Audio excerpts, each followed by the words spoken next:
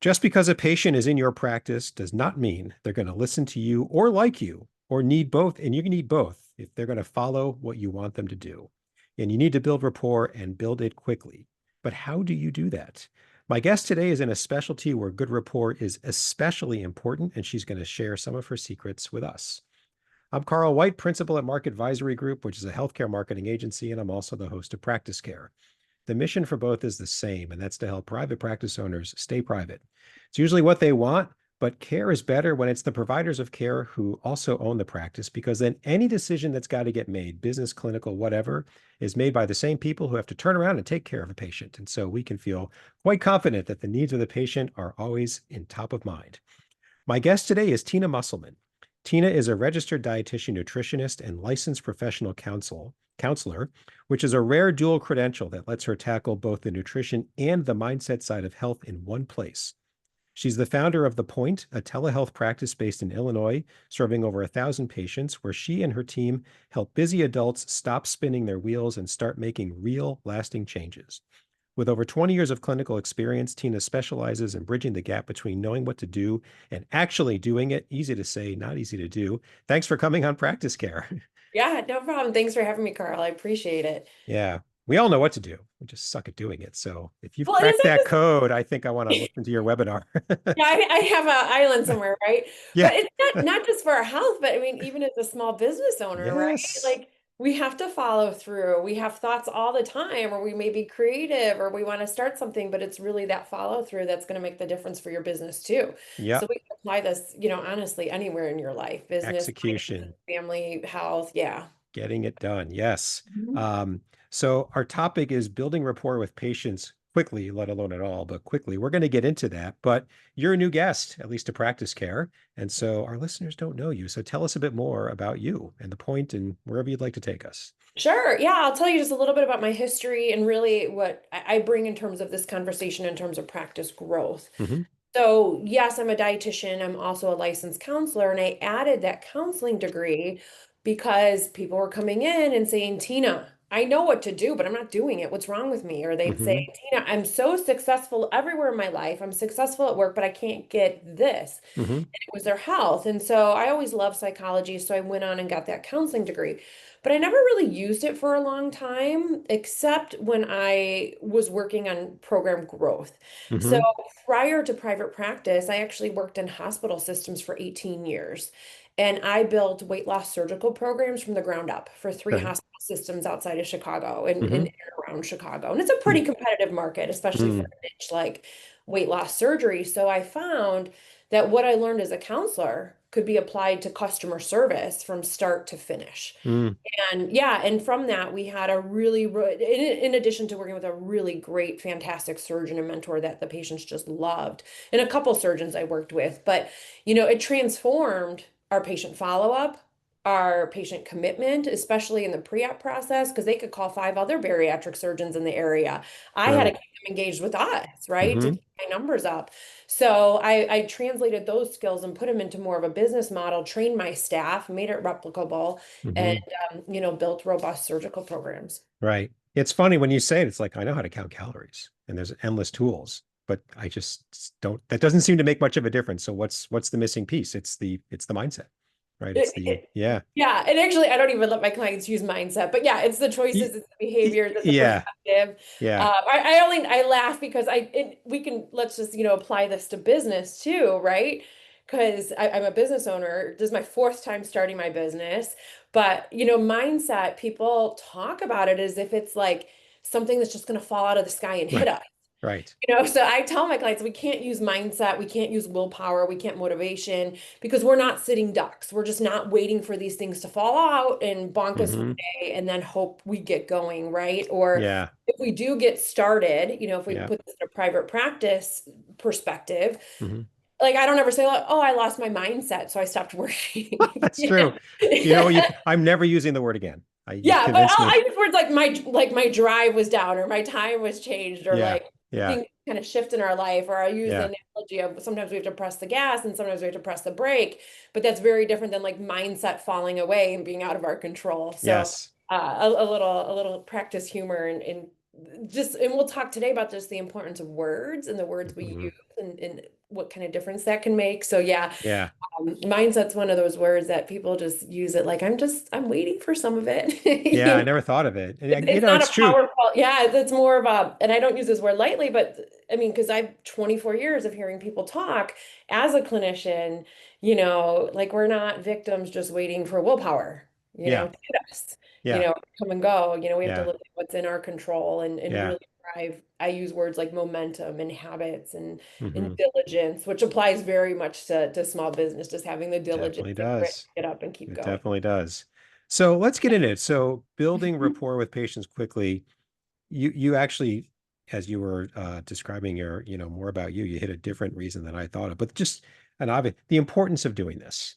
I mean, Mhm. and what I was thinking of when I read the opener was because you want patients to take your treatment recommendations, but you threw in there in your description, you know, to get patients to come in the door in the first place. Yeah, you So want there's loyal. many more reasons, right? Yeah. Yeah, you want loyal fans. I mean, maybe not everywhere, but we live in a very competitive market for healthcare. And now it's not just the Mhm. healthcare in your community. It's not the doctor down the street. It's not the dietitian or therapist down the street. We're competing with online telehealth programs. We're competing Mhm. with the 50 million ads on TV, Mhm. right? So it's not just, oh, I'm the only shop in town anymore. Like you Yeah. go to Amazon and get an Amazon doctor, right? Or Blue Ugh, Cross has I know. so I think our competition has increased beyond our demographic area. But the question to ask is what is that patient experience and what can we do to bring them in from the moment we pick up the phone, Yeah. from the moment they walk in the office, from the moment they're going to sit down with you as a clinician and do the checkout, Yeah. right? That's when we can start really engaging the patients and having them feel seen and heard with just very short, quick things we can do. Yeah. And listeners, you all have competition. And if you think that the typical patient calls you, waits a couple days to hear back from you, and then decides before calling somebody else when they need something, probably rare, they're calling a Mhm. couple, because they want to get in. I mean, typically people call when the health need is high and they want to act. So part Yeah. of why they choose you, and you're supposed to be good at they called you because they thought clinically you're good at what you do. So you've already checked that box. It's not going to win the day. Um, it's the rest of it, which is what we're talking about here.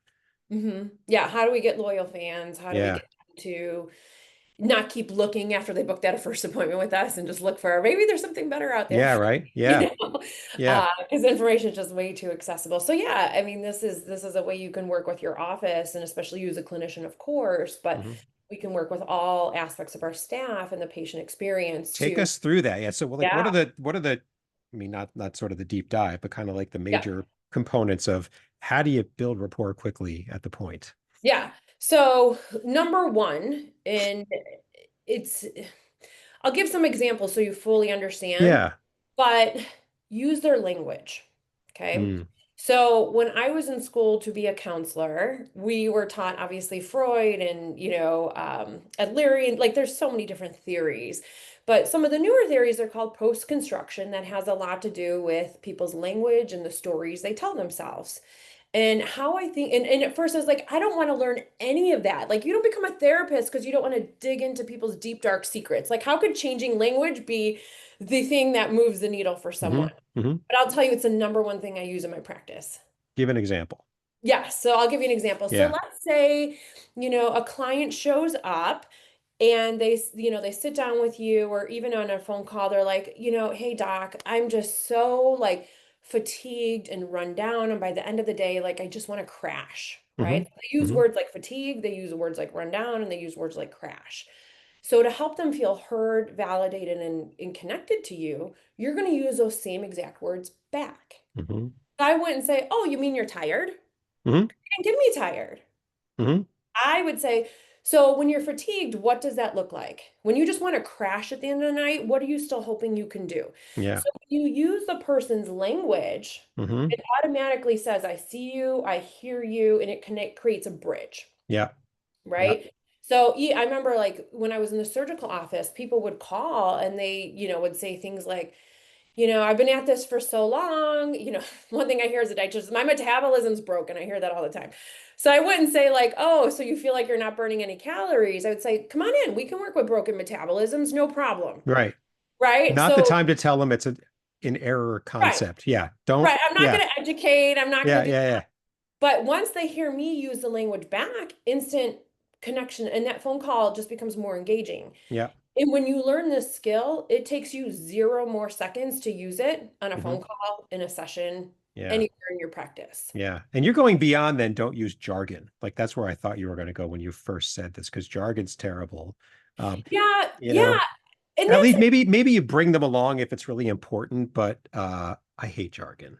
I mean, we're all I do guilty too. of it. And I guess maybe why that didn't make the list is because just being in the hospital setting for so long, I went to so many CEUs or like, continuing educations about like break down complex medical things for Yeah. patients. Yeah. But that's a very good one too. But think of it, if you're using jargon and a patient's using plain language, like Hmm.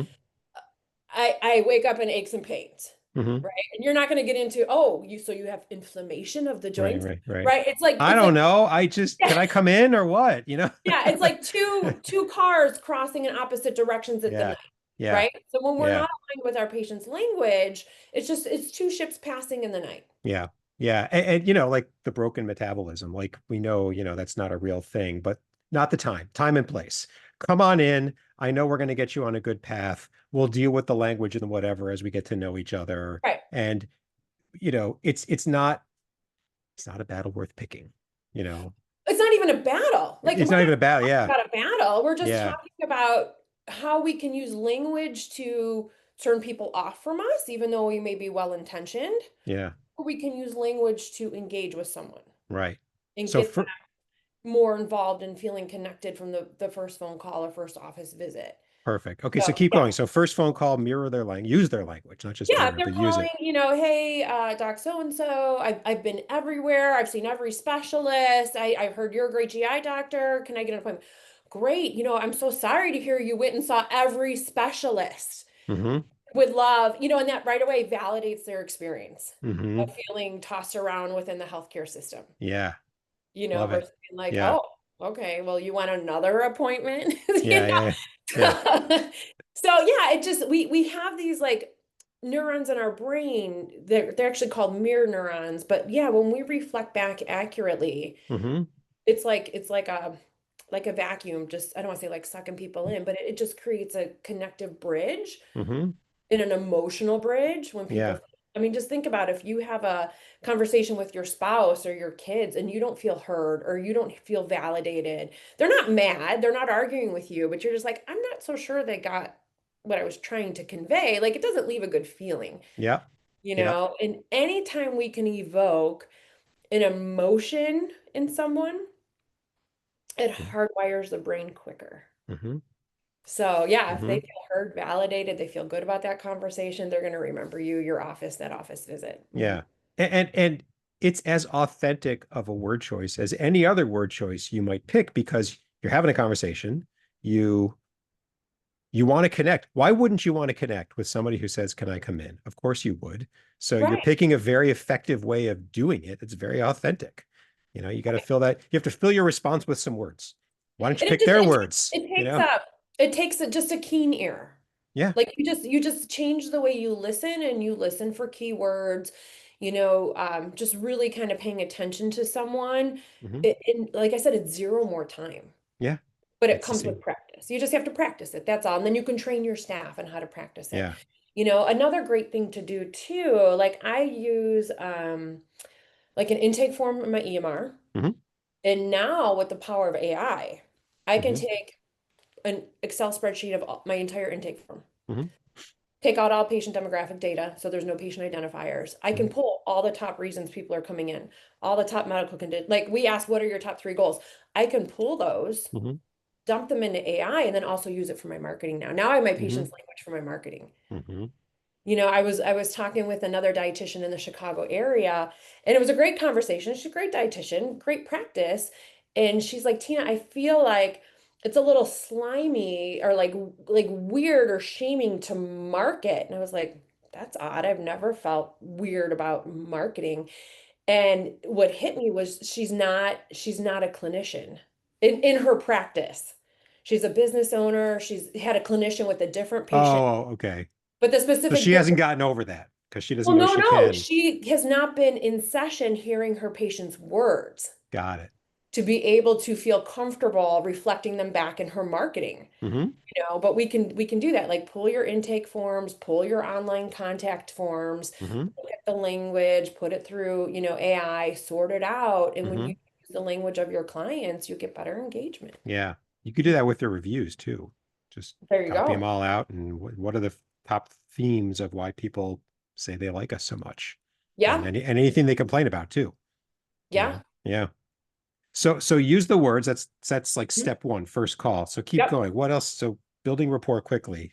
Keep us So the going on next the, one is, yeah. and this is along the same line, is something called shared meaning. Okay. So shared meaning means I say something or have a concept of something, you say something, have a concept of something. We think we know, we think we're in agreement about what that is, Hmm. but really we're not. Hmm. So let me give you a non-medical example, if you will. So I'm trained in marriage and family therapy, and a lot of times the reason there's conflict in a relationship is because I come in the marriage with my idea of what a husband or a wife is. Hmm. My spouse comes in the marriage with an idea of a husband or a wife is. I assume my spouse has the same understanding I have, and we never really flush that out. Like, what does Yeah. it mean to be Yeah. married to you? What does it mean to be married to me? And then it creates conflict, Hmm. right? Because we kind of put those expectations. So when you have a client who um, says, "Well, I want to be healthy," that's 50 million different reasons Yes. and descriptions we can use for health, Let's right? Even define it and dietitian. agree on it. Yes. Yeah, I can pull, 50 different dietitians and say, what is health for your clients? I'm going to get 50 different answers. Hmm. So when a client, and this is more when you're in the exam room, you're not going to do this on the phone, but when a client, like one of the top reasons people come to see us is they want to coach their kids' sports. They want to be able to take vacations without being in pain and be able to walk in the theme park. They want to be able to sit on the floor with their grandkids and get up. They want to, whether it's GI issues that's keeping them near the bathroom, but everyone wants to enjoy life to some extent. Sure. Everybody works hard. Everybody wants to enjoy their retirement. That's always the top of why people come in. But to just say, okay, so you have this fatigue, right? What does it look like for you every day? Hmm. Because my definition of fatigue and my last five clients is going to be different of the fatigue that's in the client in front of me. Yep. And we're not doing therapy, but just give them 2 minutes Hmm. to talk, right? Hmm. So fatigue for you is, you're wired and tired, you go to bed and then you have insomnia and then you can't sleep the next day. Yeah. Whereas fatigue for someone else might be a mom or dad running their kids to 50 different activities after school, after working a lot. Like, so it's Yeah. all different. So Yep. shared meaning means I understand what you're saying, you're describing it. I Yep. get the thing you're trying to portray, Yeah. even though we're using the same words. Yeah. I think, and it's, we're going for a goal. So how will we know when we've really, really, really achieved that goal? Oh my God, I sat down and got up from the floor the other day. Haven't been able to do that because you talked about that in these. So what does this mean You to mean as you? a clinician or as a patient? Both. I guess. I mean, so if the patient's, it's the how do we know we actually achieved the goal? Well, first you have to Yeah. say the goal. I want to be able to, play with my grandkids without getting winded in 30 seconds, for example. Yeah. No, Oh no, my that's God, I played with my grandkids all afternoon last week. We really got it, because we said yeah. what we're looking for. Yeah. Yeah, well, I mean, some of those, I mean, they're a given. Your patient comes in like, "Oh, Tina, my hemoglobin A1C went from pre-diabetes Yeah, and there's the right." clinical Like some of metrics. those That's are a right. given. Yeah. But Yeah. the best way to do it that I found, because we are programmed to focus 2.5 times more on the negative than the positive, Hmm. right? So what that looks like for me as a dietitian or possibly, a physician or someone else in healthcare is I tell a client or the client decides like I'm going to work out, 5 days a week. And they come back and they're like, "Well, I didn't hit my goal. I missed 2 days. I only did three, but let me tell you how horrible of a person I am for missing the 2 days." Right? Yeah. So my job as a clinician is to say, "No, no, tell me about the three it worked." So Yeah. you have to have some sort of benchmark. So for some of those vaguer conditions like fatigue, pain, gas, bloating, headaches, kind of this low grade apathy that we've accepted as Yeah. Americans, Yeah. right? Not enough energy to get it through the day. I usually use a Likert scale Yep. because people don't notice the small movements. We're Hmm. hoping for that exponential. Yeah. change, Yeah. right? Like setting the right perception is so important, the right expectations. Mm-hmm. So in the first session, if possible, and it doesn't take long, I'll say, okay, on a scale from 0 to 10, where's your fatigue? Mm-hmm. 0, floating on cloud nine, not a care in the world. 10, the fatigue is so debilitating, you can't get out of function. You want to pull your hair out every single day. Where are you? Mm-hmm. And maybe there's 7. Mm-hmm. And then maybe session 2 or 3, I'll be like, okay, let's rate that fatigue. And maybe Mm-hmm. it'll be down to a 5 or a 4. And they might not realize that it's improved, but I'm like, did you know when we started, you rated it at a 7? Mm-hmm. We're headed in the right direction, Yeah. but Progress. it's a Yeah. little tricky because Yeah. people want to focus on the scale or they only want to focus on the only times they're doing right. Yeah. But health it's a continuum, Yeah. and it takes a while to feel better for some people, for a lot of people. Definitely. Definitely. All right. So use their words, shared meeting. Keep Define it. what it is they really want. Doesn't take Yeah. long. Yeah. Keep going. Like on the building report. And I guess keeping Yeah. it also. We're talking about building it, but you can also lose it, right? So you've got to keep it. Oh yeah. Well, I had this, I love to use the word rapport because I had a professor and his definition of rapport um really hit to my core. And it's a definition I use. And especially as a therapist, we have to have really difficult conversations with people. Like, Mm. are you sure your mom's really the problem? Are you sure your mother-in-law is really the We'll, dad in we'll your marriage? tackle that at the next segment. Yeah, like sometimes we have to look at ourselves, and those are Yeah. hard conversations, Yeah. right? Yeah. But same thing, like my clients who are just waiting for more willpower. Sometimes be like, willpower is not a thing. Like, just Yeah. stop doing it, right? Yeah. But You can't dispense it. It's just kind of there. Yeah. right. So my professor, he's since passed, his name was Dr. Ellis. He gave us this definition, and we use this all the time in healthcare, and I'll give some examples, but and it might even be with billing, right? So rapport is creating a climate that is ripe for confrontation. Mm.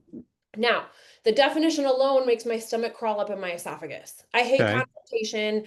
I hate the thought of anyone not liking me or being agreeable. Like I really struggle with a lot of that. If Sure. anyone's taken a strengths finder, I'm a woo. Like I'm a very strong woo.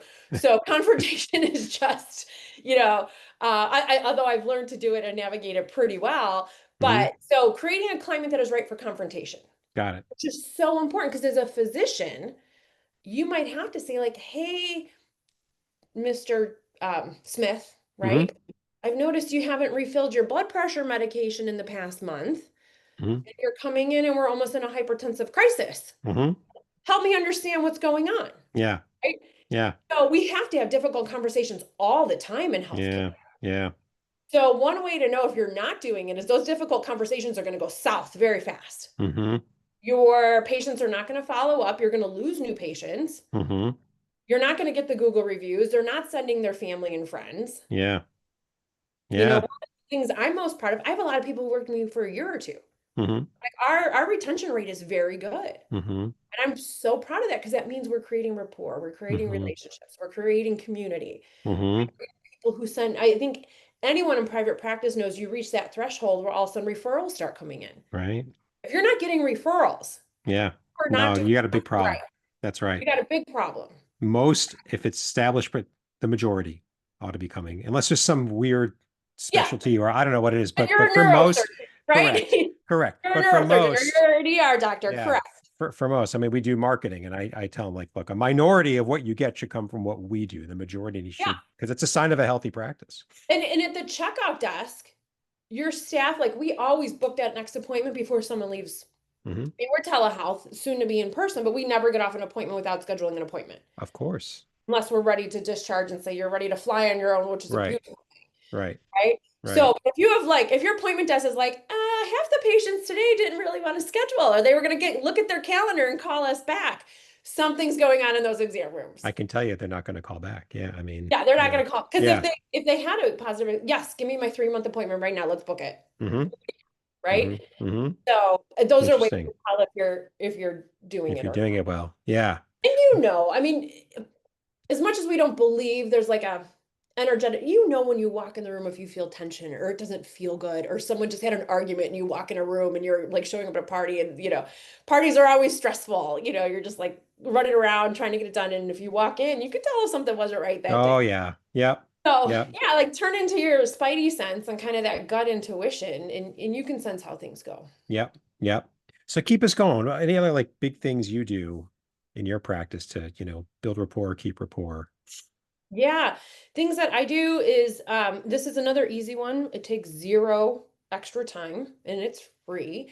Is you mirror people's language, tone, body language, pace of speech.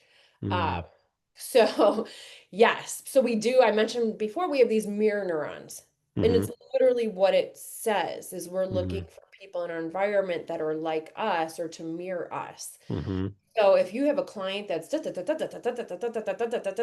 you can intentionally slow that down or you can match their pace. mm-hmm, On Zoom, if I have a client, I don't know if this is video, but lean in, I mm-hmm, look to my camera. mm, If you have a patient suddenly like kind of touch their face and lean over, you can if they cross their leg, you can cross your leg. mm-hmm, And especially the pace and tone. mm-hmm. So huge. I am a bit of a fast talker generally. And I remember when I was learning to be a counselor, my teacher was like, because we have to tape ourselves and then we get listened to and critiqued. And she's like, slow down. Do you Yes. hear how slow your client's talking, Tina? Slow down, slow down. But it subconsciously pings in people's brains Yeah. that you get them. Yeah. We Yeah. sync up. It's like if you walk with someone for a while, eventually you start doing right left at the same Mm-hmm, time. mm-hmm, mm-hmm. It just kind of happens naturally. Yeah. So yeah, so mirror their body language, mirror their speech, mirror their pace, mirror their tone.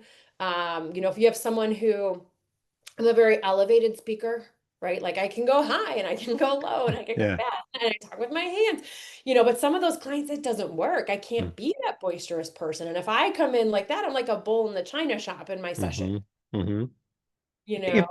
If I had to put like a term on the, you know, the techniques that you're talking about, it's like meet them where they are. That's what comes to mind for me. Meet them where they are, use their language. I'm not sure that's totally accurate, but it's I don't you're not trying to get them to understand you. You're trying to No. meet them where they are and sort of, migrate them or work with them to get them where you kind of know Well, they it's need to get to, but it's the way I don't, and I mean it in a positive way. It's like because a lot of people don't do that. Like just meet them. You got a choice. You could try to grab them and yank them over to where you are, or you hmm could meet them where they are.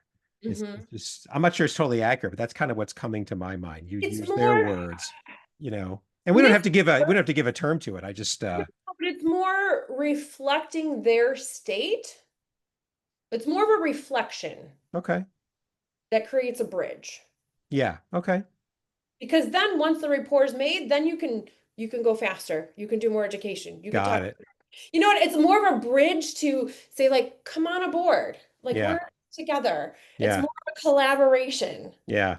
meeting Yeah. meeting a client where they're I at guess for starting where they are, and yeah, then more like yeah. to me, meeting a client is when a client's like, well, I had a client that's like exercise is my kryptonite. I'm like, great, we're not going to start there. Right? Yeah, That's meeting right. where they great, we're not Yeah. going to do your Fair kryptonite. enough. I'm Yeah. going to use her Yeah. words. I'm Yeah. going to use her words, right? Like, we're not going to do your kryptonite. No Right. worries. Right. Right. And then I'm not going to push my agenda that we have to walk right there and then. Right. Right. So Yeah. more of a I don't know, like the image We that don't comes we don't have to give it a different. It just sort of the struck me image as that like comes if to there's mind a is like a theme. cruise ship welcome. Like we're just welcoming them. They're welcoming Yeah. us in the world. We're welcoming them. We're reflecting back. We're inviting that. Like, so yeah, it's more of a mirror and a reflection Yeah. than a meeting. Yeah. And a lot of what you've been talking about, it's that first conversation and first appointment, right? Yeah. So It's easy. yeah. And then So after easy. Just that, one it's sort of, practice. yeah, Hmm really anything else, like any other sort of big rapport building, Yeah. So techniques?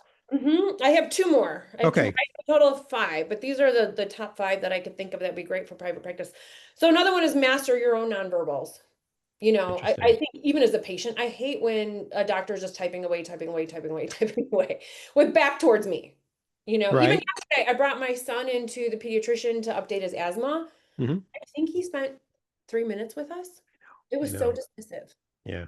It was so dismissive. Yeah. And we don't really use the doctor, but if I had some real concerns, we would not be at that pediatric office. Mm. right? But just he was zooming in, you can tell he was behind. He didn't even sit, he didn't shake my hand, he didn't, it was like, and what do you need and what are you here for? And he was polite enough, but I don't think he really Yeah, cared. as soon as I hear like, what do you need? I'm Yeah. like, I told them that in my mind, but I Yeah. already told them that. I was Why like, I'm didn't here they for tell? two things. Redo our asthma medications and an OT referral. Yeah, And he did the two things, but it wasn't the most like warming it's connected. transactional. Yeah. Yeah, so just really master your own nonverbals. Communication is very nonverbal. Mm-hmm. So, yeah, the jargon, the slowing down your pace and tone, looking people in the eye, like, like some of the basics. Yep. Don't sit with the computer and turn. So that's a big one. Is just really pay attention to your nonverbals because when we're in healthcare for so long, we just go through our day so quick. Yeah.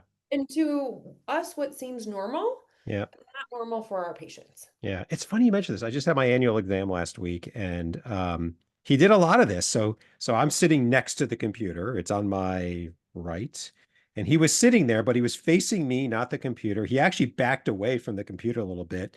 Yeah. Casual feel, looking at me. I was like, huh, I didn't think about it. So you were saying it, but it was not the typical rushed 9 minute. It was what you were saying. Yeah, I mean, it's so hard. I get it. I mean, EMRs, they're a blessing and a curse. Like Yeah. after work, after an appointment, that's real. Hmm. But we have more tools and resources coming in terms of like AI and things like I have yet to find a really good AI assistant to help with charting, but just like yeah, basic nonverbal communication is so Hmm. important. Yeah. You may be in a hurry, but maybe don't act like you're in a hurry.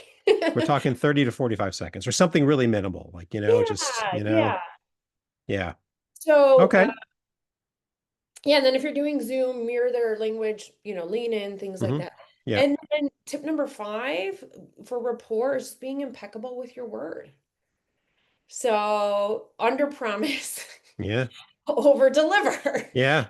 So, if it, in people these days want everything so quick. And Hmm. we have made as healthcare professionals, and I don't want to say like a luxurious field, but there's no nutrition emergencies. There are true emergencies in medicine. I used to run a surgical program for 18 years. There are true emergencies, Yeah. right? But setting the right expectations, I will tell my patients, if you send me a question, it's really important that I take my time and give you a thorough answer. Hmm. So I block schedule when Hmm. I'm going to return chat messages. Hmm. And I Makes tell them sense to me. Yeah. 48 business hours for me to get back to you, Yeah. right? Don't send me something and hope that I get back to you in 5 minutes. Yeah. And I think, especially for what I do as a dietitian and a counselor, so much is boundary setting around life, Hmm. right? Yeah. Otherwise, life will just bulldoze our health. Hmm. And so we work to model to that behavior we want our clients to do. Mm. Smart. Yes. So just, if it takes you 2 weeks on average to review labs and get back to someone, tell them, like, I really want to make sure I take time to look Hmm. at your labs, give it really thoughtful process. I don't want to go through it quickly. Hmm. So give it about 2 weeks. Hmm. You may hear from me sooner, but give it 2 weeks before you reach out. Right. Or it takes me this amount of time to look through results. Hmm. So definitely, under promise, over deliver, and be Hmm. as impeccable as possible with your word. Hmm. Big deal. Just Yep. hard. Do what But you say. I don't want to say it's getting harder and harder, but because so many things are demanding us in so many different directions, it does take intentional focus. It does take intentional boundary setting. It does take, at least for me, Yeah. I know what it's like to get burnt out on healthcare. I told Mm. you I left traditional healthcare. Yeah. But even for my kids, like if I tell my daughter, yeah, I'm going to take you to Target after after school today, I have to like You got to go. Yeah. follows through. I don't be like, I got 50 million things and I got to charge, I got to do this, I got to do that. I'm Yeah. not going to make the target. We'll go tomorrow. It Yeah. just makes someone feel good. Hmm. Yeah. Keep your promise.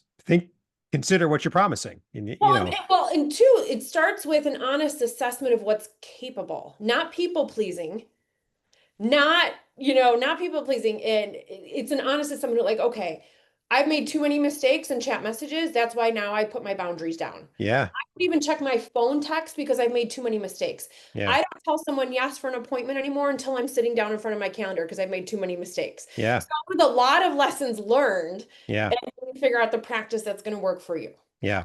We get similar every once in a while. Is this marketing plan going to work? And what I say is it's designed to work, but only time will tell. Right. Your competition doesn't stand still. Google doesn't stand still. These things don't stand still. Right. It's an easy out if it doesn't, but it's irresponsible for me to guarantee you that. And so I won't, you know. Right. Yeah. Yes, just be honest. And I Yeah. tell my clients too, especially I get a lot of very I know how they find me, but I'll get a lot of very complex clients with really complex medical histories where they've gone to a lot of specialists, they're still not feeling well, maybe they have a lot of GI symptoms or multiple autoimmune or fibro, like they're really difficult clients and my heart just goes out to them. Hmm. And they're like, I saw this functional doctor say I need to do this, so let's do this. But I have to explain, like, no, like this is going to be like peeling an onion. We're Hmm. going to try something, it may work, it may not work, and we do another layer. This Hmm. is going to be Hmm. like putting the pieces of a puzzle together. Hmm. So yeah, Yeah. just really good, honest expectations that Yeah. for the clients and for yourself. Yeah. Because the other end of it is the I told you so conversation. And everybody loses in the I told you so conversation. Hmm. And I've said that. I'm like, let's just do this now. Because 6 months from now, we're having an I told you so. You're not going to remember. I'm going to tell you. We're both upset and we all lose. So let's just avoid the whole thing. Yeah. Yeah, yeah. So just be honest, be Hmm. impeccable with your word, be clear, set really good expectations. Which I think is getting harder and harder. I heard a podcast. They were talking about, people changing health. And health Hmm. doesn't have when we work to improve our health, especially through diet and lifestyle, it's not like a drug. Like I can't take an aspirin and make someone feel better or Right. take an antibiotic and then their virus goes away or bacteria, sorry. So, they're asking like, why is it so hard to change health? And the answer was brilliant. And I wish I wrote down which it was and who said he said, because Amazon delivers your package in 24 hours. Right. Like that's the world we're living in for Yes. everything, for everything. So that's Yes. what we're up against as healthcare practitioners who really are invested, but it's going so fast. People want fast expectations. So any of these little things we can do to help build rapport and get a patient's buy-in and get their trust is going to Yes. make all those conversations much more easy to navigate and keep Yeah. going. And much more productive. Yes. Is Yeah. there anything we missed? We just covered a lot. I mean, uh, It. sometimes the answer is no, sometimes yes. Is there anything that you think about? This is one other thing, or I think we just, we got 5 great tips from you. So we got a Yeah. lot. Yeah. I think the biggest thing is, we just ended talking about expectations of our patients, Hmm. right? Or our patients have on us, if you will, about how quickly things are going to improve or how quickly they improve. Apply that same principle to you. So this Mm. is a practice. Do I get it right 100% of the time? Heck no. Hmm. Does your front desk going to get it right 100% of the time? Heck no. Hmm. Right? But you practice these things. And this Hmm. is where like we're not going to willpower these into our sessions, right? We're going to practice. And you may leave an appointment and be like, "Oh, I didn't even realize the client said that and forgot to ask about it or I forgot to note that I heard them say that." Yeah. Right? So this is a practice. So these are all skills we can practice. You just wake up, you practice every day, you try and do a Hmm. little better. And the other thing is the thing about words is you can role play with someone in your office. You Hmm. can role play with another doctor, role play with your kids at home, role play Hmm. with your wife or spouse, role play with a coworker using their words, right? Like you can't find your words until you use your words. Hmm. So we can think this, we can think these like we're so good at replaying conversations in our head, but And until beating you actually ourselves up over it. practice, Yeah. yeah, until you Yeah. practice saying them, Yeah. like playing is a beautiful thing, but you can practice this every single place in your life. Yeah. You can practice Yeah. it with your kid's softball coach, Yeah. right? So yeah, you just keep practicing until they become more second nature. Because these were really difficult for me when I started. And Yeah. like I said, when I started, I was like, narrative therapy, solution focused therapy, people's words matter. Like that doesn't mean anything, but it has been the most transformative thing I've ever learned for growing weight loss surgical practices, growing my private practice, engaging with my clients. It has been one of the most profound things Yeah. that I've really been Yeah. doing. Yeah. So I heard a saying a few years ago. So practice makes perfect. I hate. So I heard practice makes progress, which I really, really like. great one. And I Yeah. use that. Yeah. But there's no perfect. If you Yeah. achieve perfection, 5 minutes later, you won't. Yeah. So forget it. Just make But progress, there's just such a difference between I can think through something in my head and it sounds right, but then when you try and, I mean, from doing podcasts, right? Like sometimes your Yeah. words just don't come, Yeah. but you have to practice your words. So Yeah. yeah, just keep practicing Yeah. the language.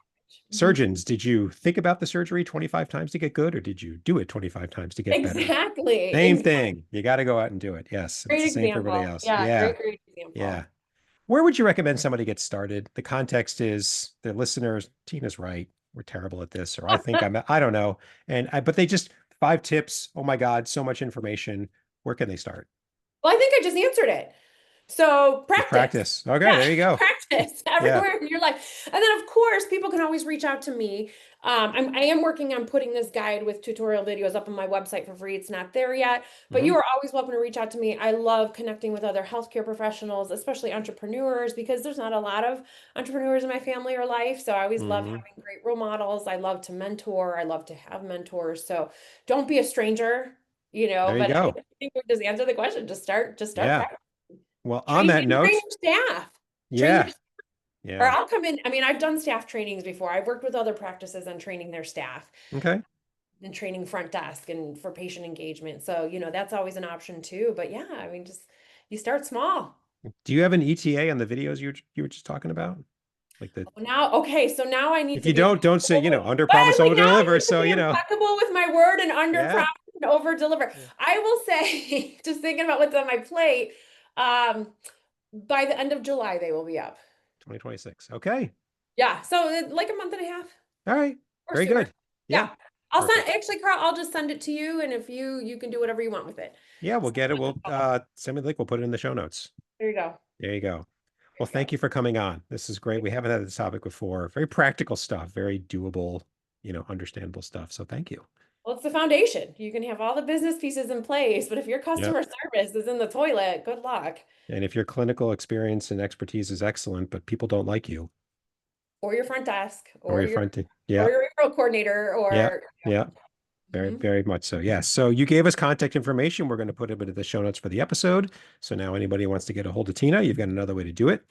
A couple of points before wrapping up. First, please subscribe to Practice Care if you haven't done that already. One word, easy to find. New episode every week, and subscribing is the easiest way to stay up to date with them. And secondly, if you're a private practice owner like Tina, or you serve them like we do, either way, you've got some experience on the business side of private practice. We'd love you to come on Practice Care and tell the world about it. And don't overthink what that experience is. If it's something you think is boring and who would care, I promise you others are struggling with it. So go to any episodes, show notes, find the link. We'll get you scheduled as soon as we can. Thanks very much. And until next time.